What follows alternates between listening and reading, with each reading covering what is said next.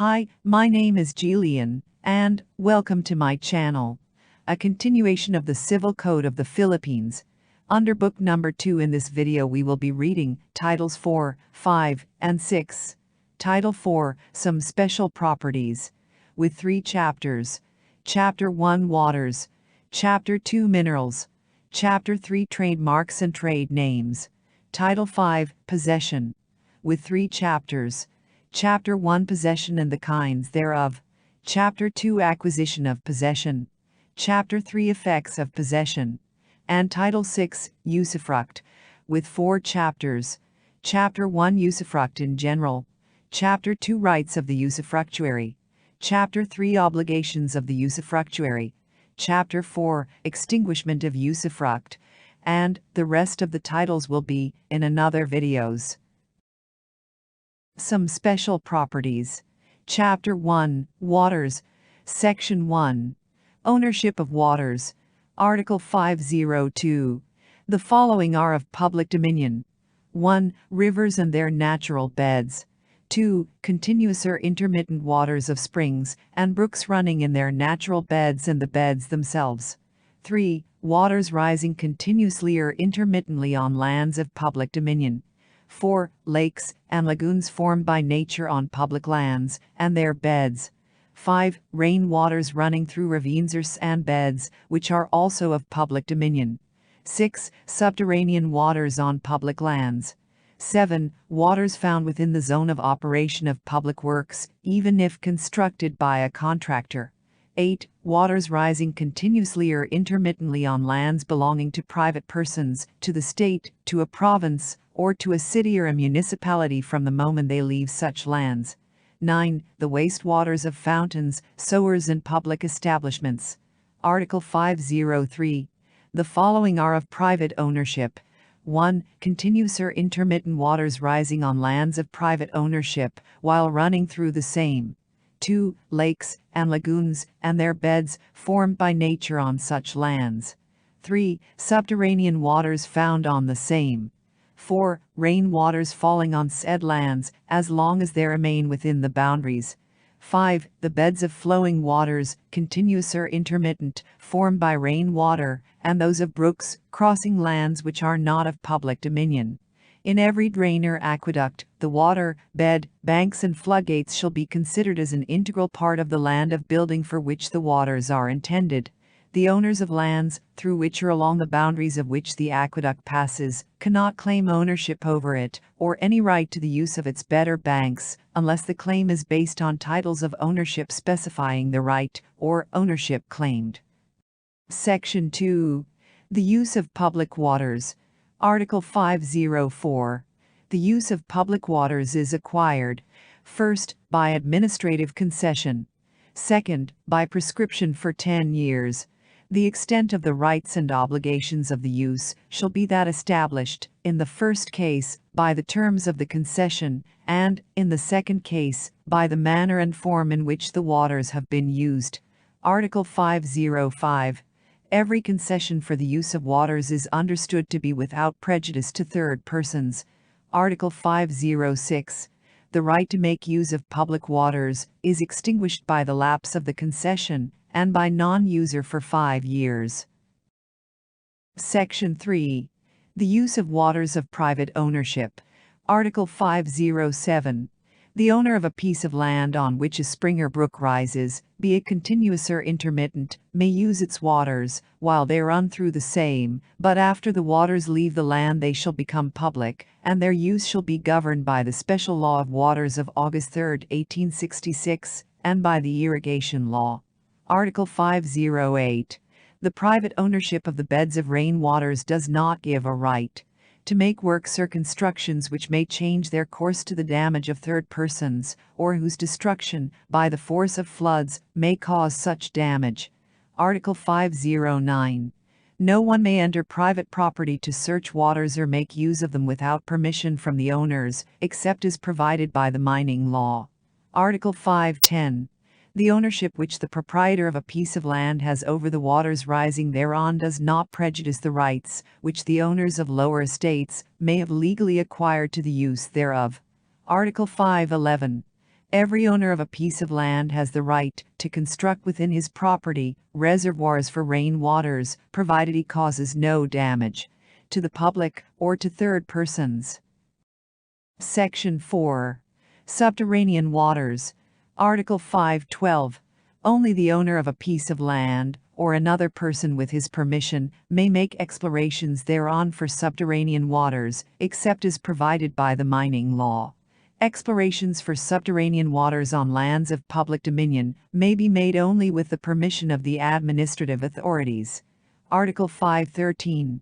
Waters artificially brought forth in accordance with the Special Law of Waters of August 3, 1866, belong to the person who brought them up. Article 514. When the owner of waters artificially brought to the surface abandons them to their natural course, they shall become of public dominion. Section 5. General Provisions. Article 515.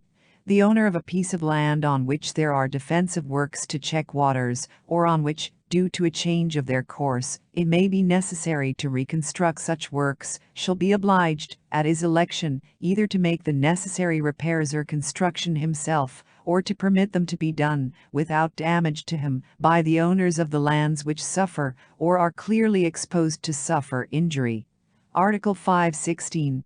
The provisions of the preceding article are applicable to the case in which it may be necessary to clear a piece of land of matter, whose accumulation or fall may obstruct the course of the waters, to the damage or peril of third persons. Article 517. All the owners who participate in the benefits arising from the works referred to in the two preceding articles shall be obliged to contribute to the expenses of construction in proportion to their respective interests. Those who by their fault may have caused the damage shall be liable for the expenses. Article 518. All matters not expressly determined by the provisions of this chapter shall be governed by the Special Law of Waters of August 3, 1866, and by the Irrigation Law. Chapter 2. Minerals. Article 519. Mining claims and rights and other matters concerning minerals and mineral lands are governed by special laws. Chapter 3. Trademarks and Trade Names. Article 520. A trademark or trade name duly registered in the proper government bureau, or offices owned by and pertains to the person, corporation, or firm registering the same, subject to the provisions of special laws. Article 521. The goodwill of a business is property, and may be transferred together with the right to use the name under which the business is conducted. Article 522. Trademarks and trade names are governed by special laws. Title 5. Possession. Chapter 1. Possession and the kinds thereof. Article 523. Possession is the holding of a thing or the enjoyment of a right. Article 524. Possession may be exercised in one's own name or in that of another. Article 525. The possession of things or rights may be had in one of two concepts, either in the concept of owner or in that of the holder of the thing or right to keep or enjoy it. The ownership pertaining to another person. Article 526. He is deemed a possessor in good faith who is not aware that there exists in his title or mode of acquisition any flaw which invalidates it. He is deemed a possessor in bad faith who possesses in any case contrary to the foregoing. Mistake upon a doubtful or difficult question of law may be the basis of good faith. Article 527. Good faith is always presumed, and upon him who alleges bad faith on the part of a possessor rests the burden of proof. Article 528. Possession acquired in good faith does not lose this character except in the case, and from the moment facts exist, which show that the possessor is not unaware that he possesses the thing improperly or wrongfully. Article 529. It is presumed that possession continues to be enjoyed in the same character in which it was acquired, until the contrary is proved. Article 530. Only things and rights which are susceptible of being appropriated may be the object of possession.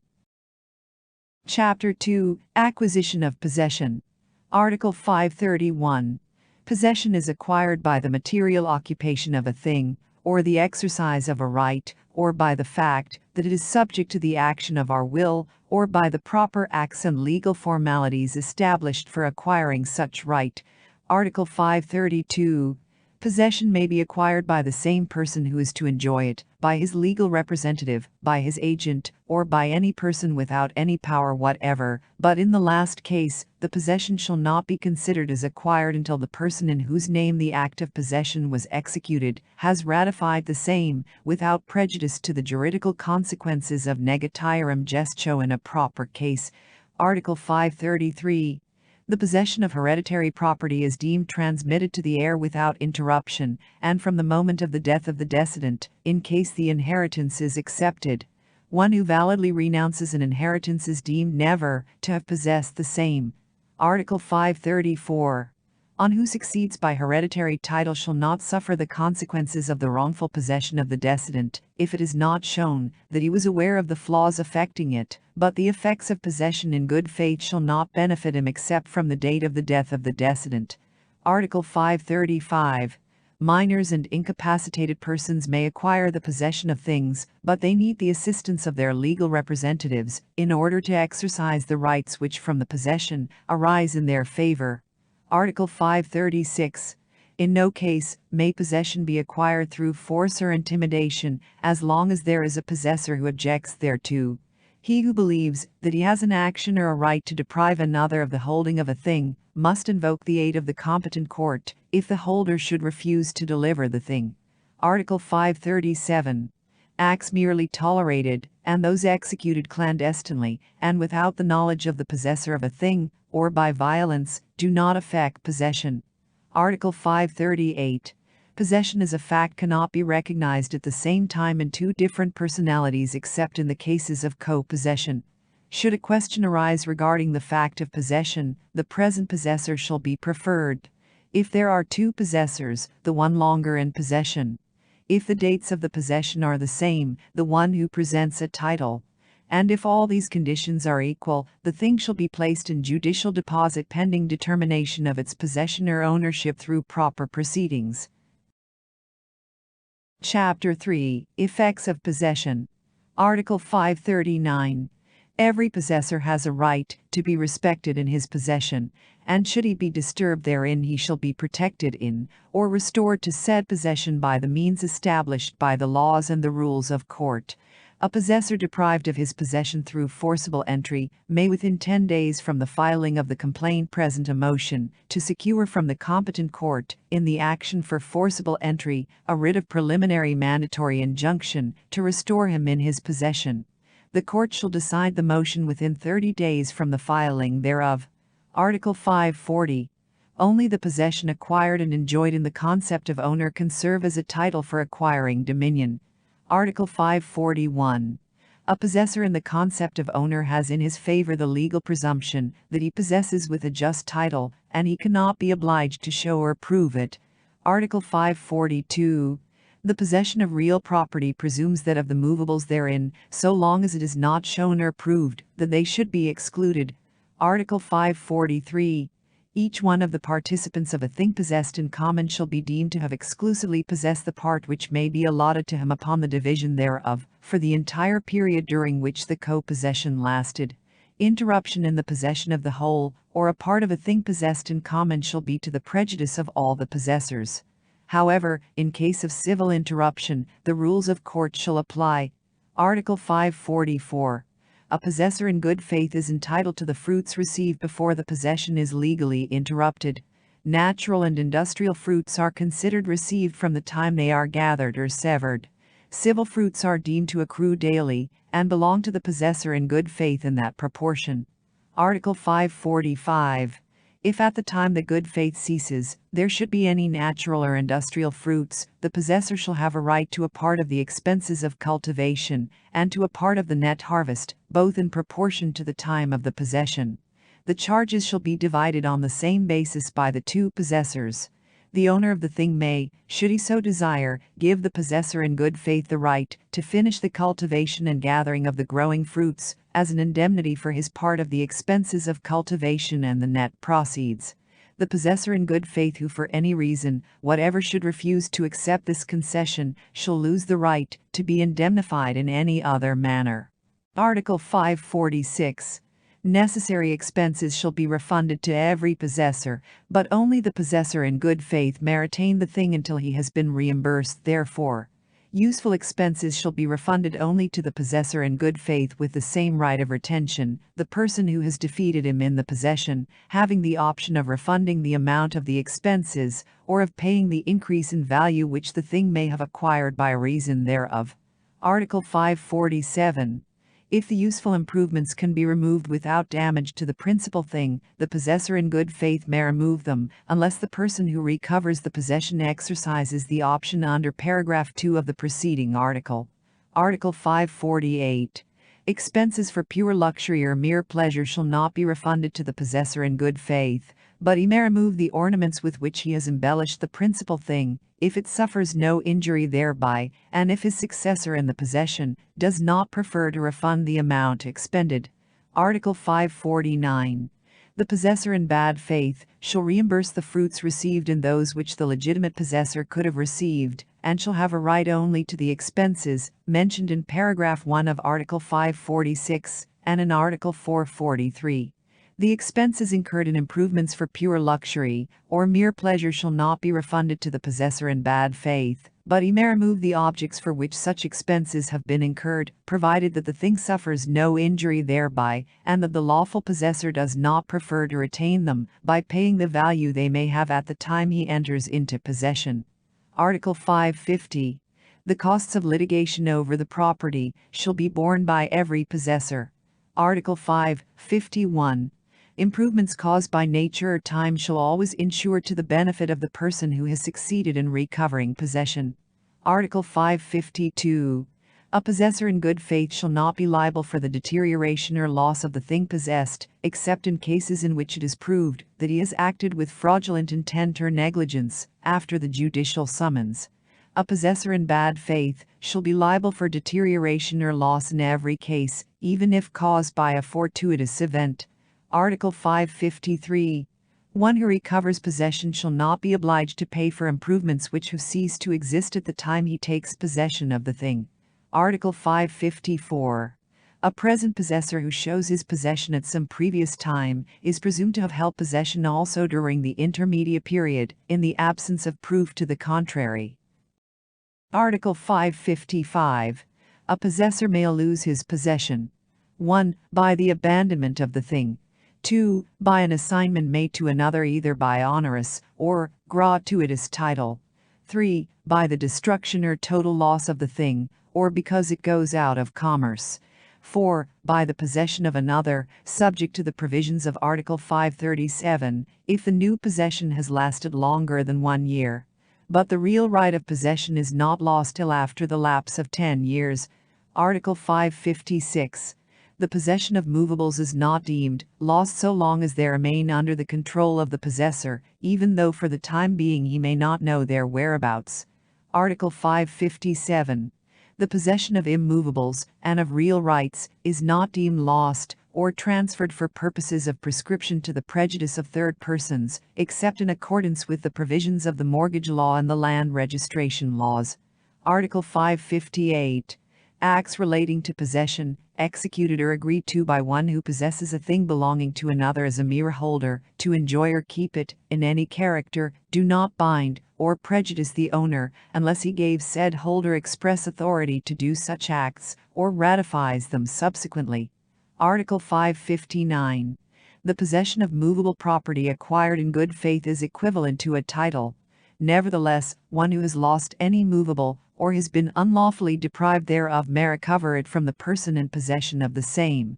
If the possessor of a movable lost, or which the owner has been unlawfully deprived, has acquired it in good faith at a public sale, the owner cannot obtain its return without reimbursing the price paid therefor. Article 560. Wild animals are possessed only while they are under one's control. Domesticated or tamed animals are considered domestic or tame if they retain the habit of returning to the premises of the possessor. Article 561. One who recovers, according to law, possession unjustly lost, shall be deemed for all purposes which may redound to his benefit, to have enjoyed it without interruption. Title 6. Usufruct. Chapter 1. Usufruct in general. Article 562. Usufruct gives a right to enjoy the property of another with the obligation of preserving its form and substance, unless the title constituting it or the law otherwise provides. Article 563. Usufruct is constituted by law, by the will of private persons expressed in acts inter vivos or in a last will and testament, and by prescription. Article 564.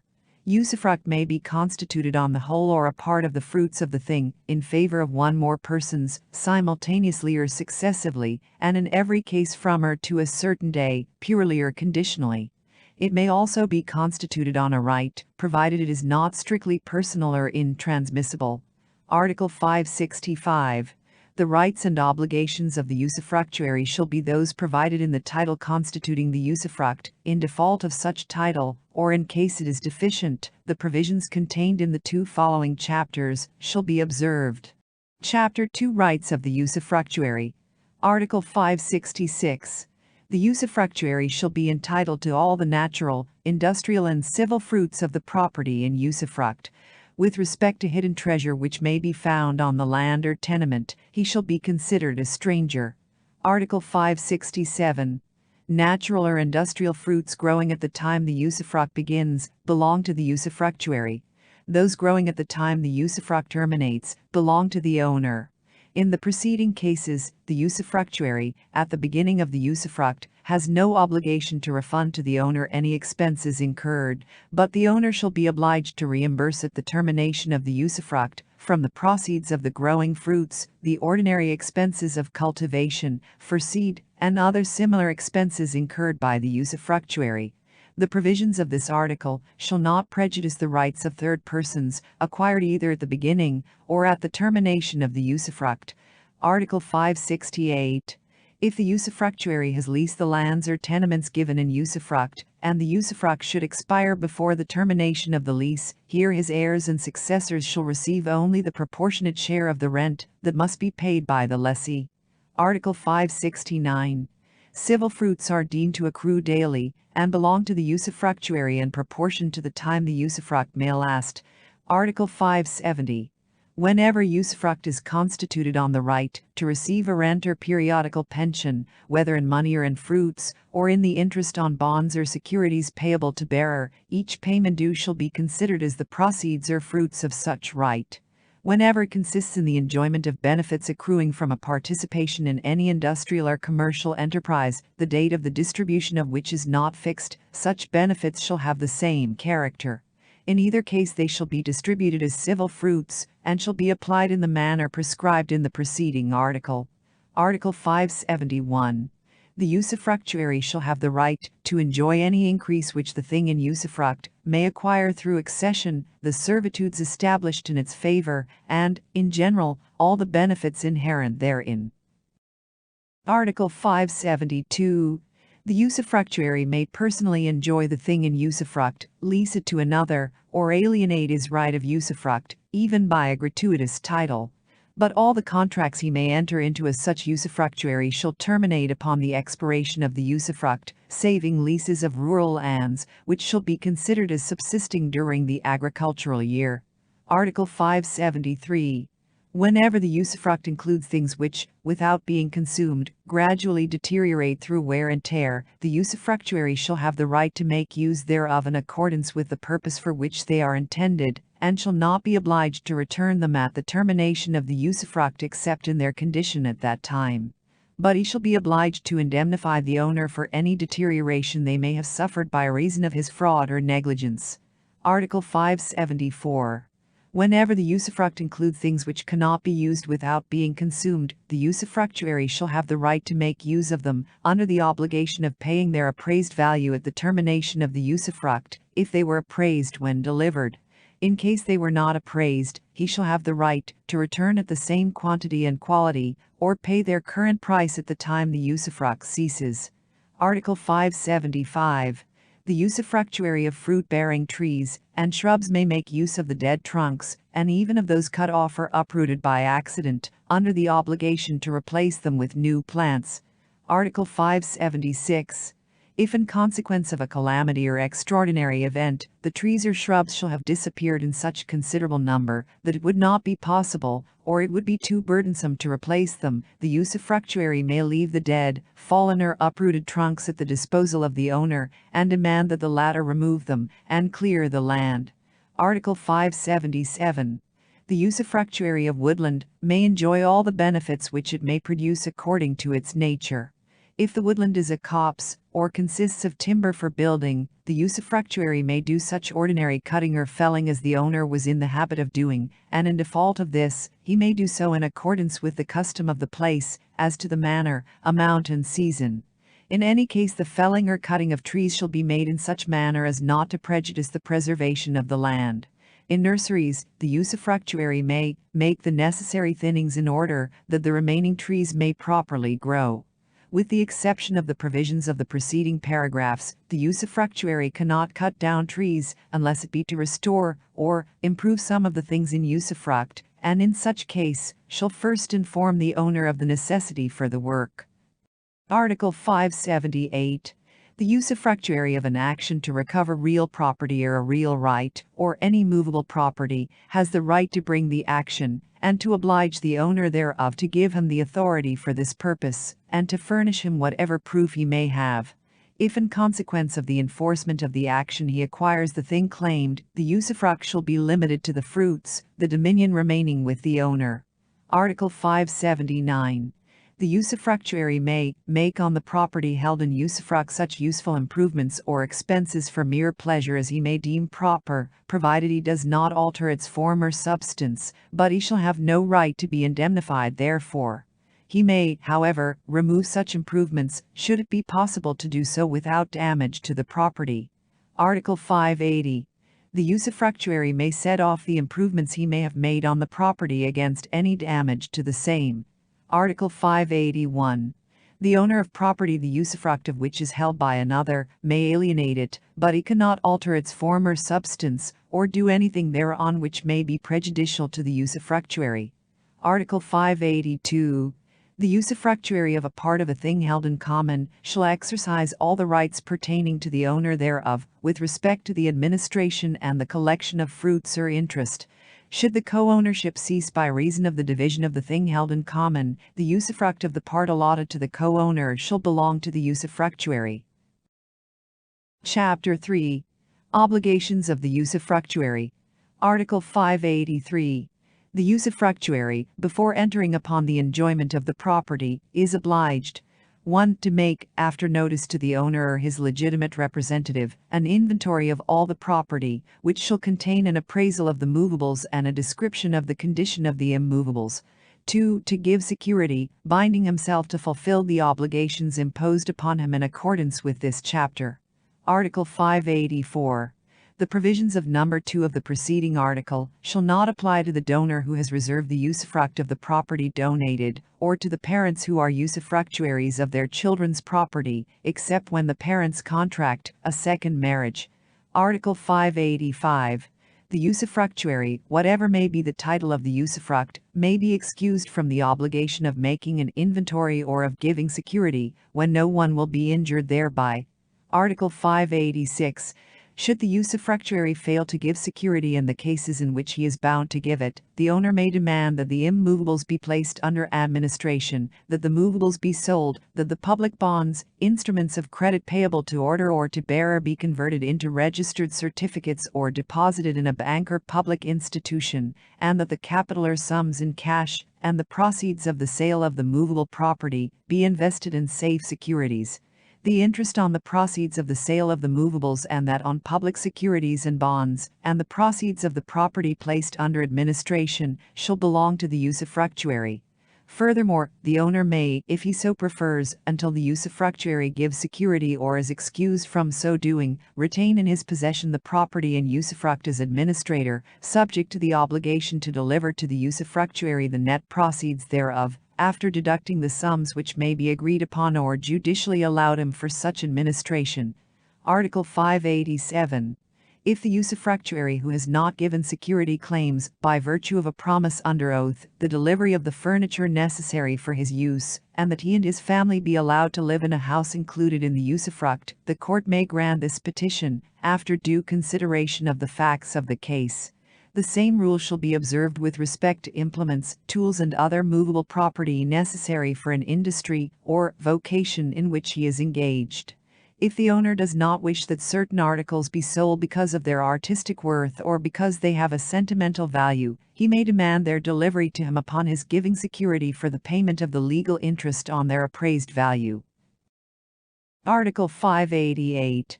After the security has been given by the usufructuary, he shall have a right to all the proceeds and benefits from the day on which, in accordance with the title constituting the usufruct, he should have commenced to receive them. Article 589. The usufructuary shall take care of the things given in usufruct as a good father of a family. Article 590. A usufructuary who alienates or leases his right of usufruct shall answer for any damage which the things in usufruct may suffer through the fault or negligence of the person who substitutes him. Article 591. If the usufruct be constituted on a flock or herd of livestock, the usufructuary shall be obliged to replace with the young thereof the animals that die each year from natural causes, or are lost due to the rapacity of beasts of prey. If the animals on which the usufruct is constituted should all perish, without the fault of the usufructuary, on account of some contagious disease, or any other uncommon event, the usufructuary shall fulfill his obligation, by delivering to the owner the remains which may have been saved from the misfortune. Should the herd or flock perish in part, also by accident, and without the fault of the usufructuary, the usufruct shall continue on the part saved. Should the usufruct be on sterile animals, it shall be considered, with respect to its effects, as though constituted on fungible things. Article 592. The usufructuary is obliged to make the ordinary repairs needed by the thing given in usufruct. By ordinary repairs are understood such as are required by the wear and tear due to the natural use of the thing, and are indispensable for its preservation. Should the usufructuary fail to make them after demand by the owner, the latter may make them at the expense of the usufructuary. Article 593. Extraordinary repairs shall be at the expense of the owner. The usufructuary is obliged to notify the owner when the need for such repairs is urgent. Article 594. If the owner should make the extraordinary repairs, he shall have a right to demand of the usufructuary the legal interest on the amount expended for the time that the usufruct lasts. Should he not make them when they are indispensable for the preservation of the thing, the usufructuary may make them, but he shall have a right to demand of the owner, at the termination of the usufruct, the increase in value which the immovable may have acquired by reason of the repairs. Article 595.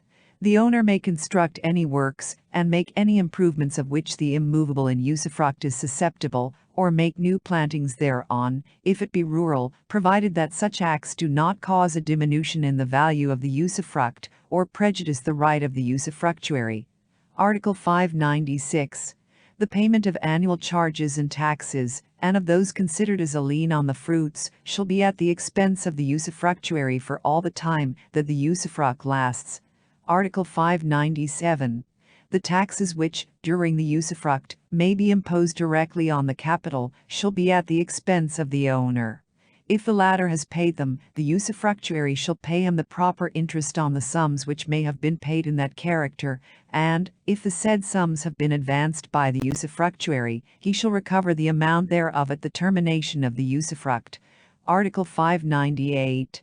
If the usufruct be constituted on the whole of a patrimony, and if at the time of its constitution the owner has debts, the provisions of Articles 758 and 759 relating to donations shall be applied, both with respect to the maintenance of the usufruct, and to the obligation of the usufructuary to pay such debts. The same rule shall be applied in case the owner is obliged, at the time the usufruct is constituted, to make periodical payments, even if there should be no known capital. Article 599. The usufructuary may claim any matured credits which form a part of the usufruct, if he has given or gives the proper security. if he has been excused from giving security, or has been able to give it, or if that given is not sufficient, he shall need the authorization of the owner, or of the court in default thereof, to collect such credits.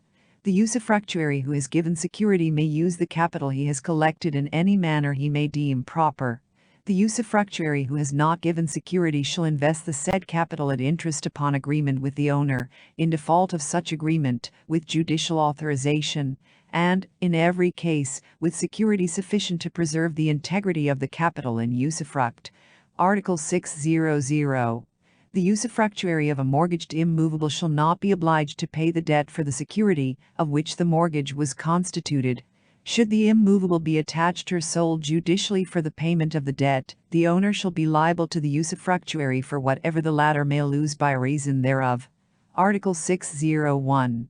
The usufructuary shall be obliged to notify the owner of any act of a third person, of which he may have knowledge, that may be prejudicial to the rights of ownership, and he shall be liable should he not do so, for damages, as if they had been caused through his own fault. Article 602.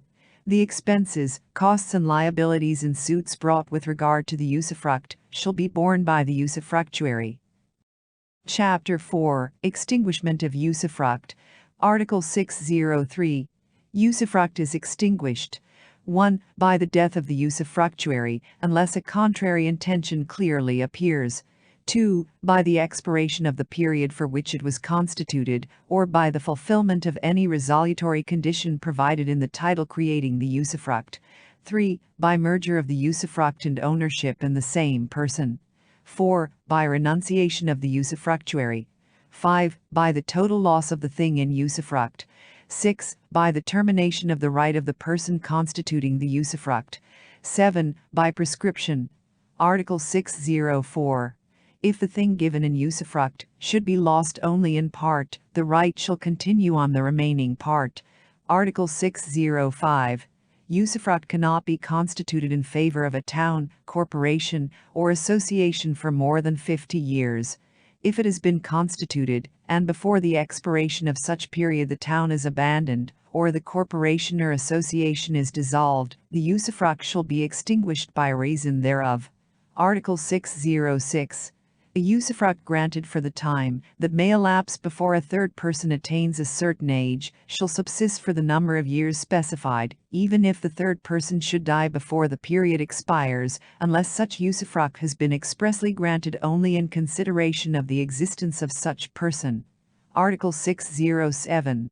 If the usufruct is constituted on immovable property, of which a building forms part, and the latter should be destroyed in any manner whatsoever, the usufructuary shall have a right to make use of the land and the materials. The same rule shall be applied, if the usufruct is constituted on a building only, and the same should be destroyed.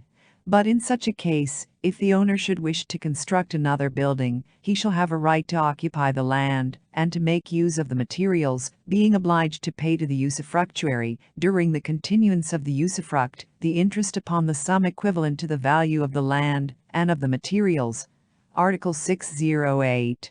If the usufructuary shares with the owner the insurance of the tenement given in usufruct, the former shall, in case of loss, continue in the enjoyment of the new building, should one be constructed, or shall receive the interest on the insurance indemnity, if the owner does not wish to rebuild.